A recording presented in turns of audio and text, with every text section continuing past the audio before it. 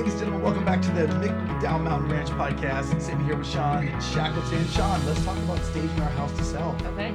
Let's get right into it. Tell us all about it. The biggest thing is depersonalize. Okay, what does that mean? Take down all of the pictures of you and your family. Okay. I know you love to look at them, and I do too. Yeah. But that's the problem. Are we saying all pictures everywhere? Really, there's some pictures that I will walk through houses, and I'm like, leave that one. It's okay. We'll leave that one. Gotcha. But if you've got a lot of family photos all around, the thing that it detracts from people looking at the house and picturing them in it, and they start looking at the house, and especially because of the community we live in, we've got a lot of people that move within the community. Yes. And I've had this happen. They start looking at the family photos, they're like, I know this family. Oh, no. Not in a bad way. Oh, well, but it I could know this be. family. Right? My kids go to school with their kids, their friends. Right, and right. The little kids have gone down the hall. They're like, there's Susie. Oh, yeah. And that that probably for a potential buyer makes it feel uncomfortable. Yeah. It's like, I don't want to live in your space. Right. Like, yeah. Right. It's a little, no, I don't want to say off-putting is not the right word, but it's just, it makes it a little uncomfortable sometimes. Okay. And then when you get into the negotiating, right, it can make it feel a little bit weird that I know who they are. They're going to know who I am. Right. They're making this much money. Now you're getting too much into people's business. Right. So that's why depersonalizing is very important. Awesome. So number one, depersonalize. Right. Okay. Depersonalize. Very good. Again, if your house is dark. Yes. Paint. I have had multiple clients that I have gone in before we put their house on the market. Yeah. And even if we paint one room, because they back in the day when it was Tuscan and it was dark and it was the reds and the oranges and the all those colors on the walls, I'm like, paint it all. Paint it all. And they always say to me, oh my gosh, are you serious? And I'm like, yeah, it's the cheapest thing. Right. Could cost them $500 to $700. Well, I was going to get into that. So now this is something they should get hired out, or they should do themselves. Oh, okay. I would hire it out. And why do you recommend that? Well, because not everybody's a great painter. Yeah. I am not. I know that from experience for myself. Yeah, I am not a good painter. And the thing is, it sounds easy just slapping paint on the wall, right? Yeah. But it's the detail. Right. Retails and the details. Yeah. It's the tape lines. It's the making sure you're not getting paint on the ceiling. Yeah. Because then the next thing that happens is when the inspection happens, the inspector sees paint on the ceiling and they go, was that a water leak? What was that? It leads to other issues. We start asking questions. Mm-hmm. Interesting. Mm-hmm. So paint. Now, why would anybody have a dark house? Like, what? Was that a trend? Because that was a trend. Yeah. Really? The Tuscan. So Tuscan is dark. Tuscan has a tendency to be a little bit darker. Interesting. They did the accent walls with that deep dark red. Yes. Okay. Yes. Okay. Yes. Very so we're good. removing things like that. Light and bright. I've had people take down draperies. Yes. Yeah. Let the sun in. Yeah. Mm-hmm. Let the sun shine in. Yeah. Very good. So depersonalize. Light and bright. Paint those rooms. What else? Pack up. You're moving. Explain that. You're moving, right? Okay. Start packing. Really? Get stuff out of the house. And people always say, "Oh my gosh, where am I going to put it?" Put it in the garage. Yeah. You're going to be moving. People expect the garage to have some boxes. We get it. It's not bad to have boxes in the garage. Interesting. Yeah. Huh. The less that you have in the home, the better. So, and I've been through this, by the way. Okay. It's not easy. You've been through this in your own home. Oh yeah. Yes. Yeah. Okay. It is not easy. Yeah. But it's well worth it. It seems like a lot of work so far. It can be. Yeah. Selling your house is not super easy. It's stressful, right? Sure. I talk about this with a lot of my clients. Yeah. Selling real estate in general, buying and selling real estate is on the stress level right up there with death and divorce. Wow. Very stressful. Wow. So I get it. I have seen people go through the ebbs and flows of the emotion through the process. Yes. And oftentimes I'm always very empathetic to it because, again, I've been through it. You've been through it. So you did it. You did it. So I get number one, we depersonalize. Mm-hmm. We paint it light and bright. And we start packing. Keep them going. What else we got? Yeah. So then the other thing is that we might need to move some furniture around. Okay. We might need to add a few things. Maybe need some colors because, again, a lot of people went real brown, and maybe they've painted, it's light and bright, but now you have a brown couch with brown pillows. Right. We need pops of color. We need some greenery in there. Make it look fun. Make it look inviting. That's what I was going to say. Yeah. So, here's a question that I have for you, actually, from my own personal taste, and hopefully some of our listeners will take some benefit from it. What are your thoughts on angles, furniture and angles? It depends on the room. Yeah. It's going to depend on the room because a lot of times, you want the whole reason for staging is so that the buyer walks in and gets a really good idea and feel for how the room lives. Okay. So if you put things on a funky angle that they would not put put items on. Throws them off. People go, ooh, I wouldn't do that. How else would I do my couch? How else would I put my furniture? Yeah. People are not great at visualizing. That is why I think staging, like empty homes, sure, need staging a lot of times because people cannot visualize. Isn't that something? The space. They can't so see almost, how big or small the space is. So they need a designer. They need somebody to design, hey, this is what your potential living space could look like.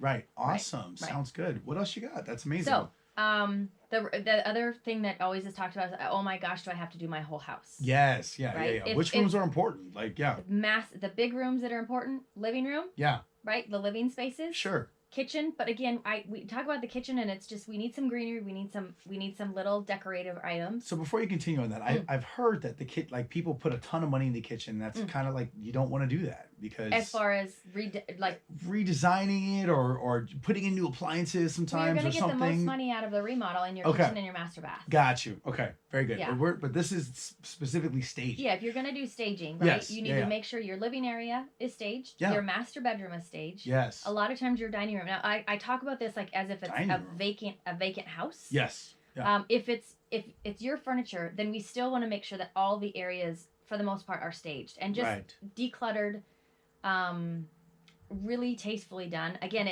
it's making sure that people can see this is how I would live in the home. Right. It's not about you, it's about them. It's about them. Got it's all you. about the buyer. Got it's you. just another marketing tool that we have. Yeah. To make sure that the buyers that are walking in look at the house and they go, I could see myself living here. Yes. I love the space. It's tapping into their emotion because that is what real estate is. So here's another question in regards to the staging piece. And you said decluttering is one of the things. Does that include cleaning out cabinets? Because, we go look at open house all the time, and I love to open things. I want to see how the drawers are working. I want to see if the doors are working. I also want to see if there's anything that's hidden in there, like bugs or anything like that.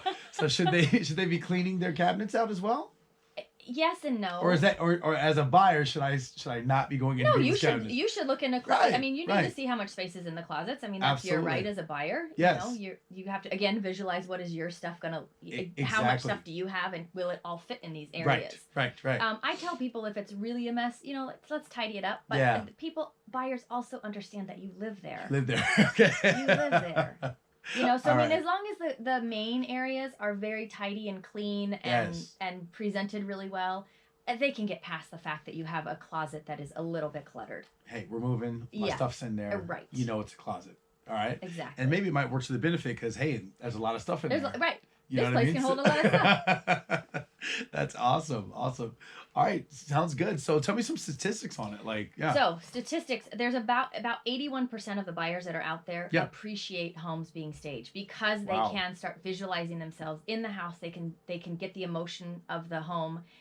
Again, when you're staging, you want to make sure that you're kind of on trend, but stay really neutral. Yes. In what you're doing. Yeah. But that's the whole thing. It's tapping into their emotion. It's tapping into how is somebody else going to live into the home? I mean, think about the difference between walking into a home that is not staged, if you go into a lot of open houses, a home that's not staged versus a home that is a model home. Oh, that absolutely. Is to the T, decorated, the right things in the right places. You could just get a totally different feel. You feel welcomed. Very. And again, we look at open lots just kind of like a pastime thing that we like to do on Sundays, but you just feel welcome in the home. And you're absolutely right. You see yourself living here. Right. You want to jump on the couch and just kind of turn on the TV and spark up a fire if there's a fireplace. So that's absolutely. That's the whole goal. Yeah. Behind the whole staging thing. That's amazing. And so a lot of people are saying. I mean, I would tell you that there's a range of price point or percentage of how much you're gonna make by staging. Yes. I've seen anywhere from about 6% additional up to about 22%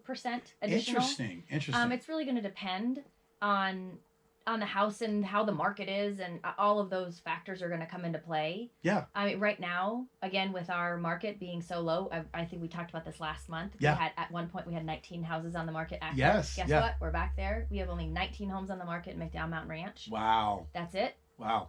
So when we're in that kind of a market where it's very, very hot, stage it, create that emotion. Yeah. People are going to fall in love. They're going to want that house. That's amazing. So I kind of want to circle back on something you said. So you said there's like a 6% like you could get gain from staging your house. So you can also make more money, but it also sells quicker, right? Correct. Is that what you're saying? Yes. Interesting. So yes. what's the sell time on a house that's staged against one that's not? Some people are saying about 75% faster. It can really? sell. Yeah, I mean, it's pretty amazing.